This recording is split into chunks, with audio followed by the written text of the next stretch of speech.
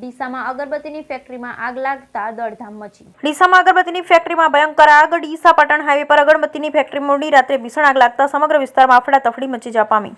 ડીસા નગરપાલિકા સહિત Chandisar જીઆઈડીસીની fire fighter આગ બુઝાવવા આવી પહોંચ્યા હતા, જોકે 2 કલાકની જહેમત બાદ આગ કાબૂમાં ન આવી। ડીસા શહેરના ભોપાનગરની બાજુમાં આવેલ ભરતભાઈ કિશનલાલ ખત્રીની અગરબત્તીની ફેક્ટરીમાં શુક્રવાર મોડી રાત્રે અચાનક ભીષણ આગ લાગી। અગરબત્તીની ફેક્ટરી હોવાથી અંદર રો મટીરીયલ તેમજ અન્ય જ્વલનશીલ પદાર્થ હોવાથી આગે વિકરાળ સ્વરૂપ ધારણ કર્યું। આગ લાગતા ડીસા નગરપાલિકા ફાયર ફાઈટર આવી પહોંચ્યું, જોકે રસ્તો સાંકડો હોય ફાયર ફાઈટર ફેક્ટરી સુધી લઈ જવા માટે જહેમત ઉઠાવી પડી। આ ઉપરાંત ચંડીસર જીઆઈડીસીના ફાયર ફાઈટર પણ બોલાવવામાં આવ્યા।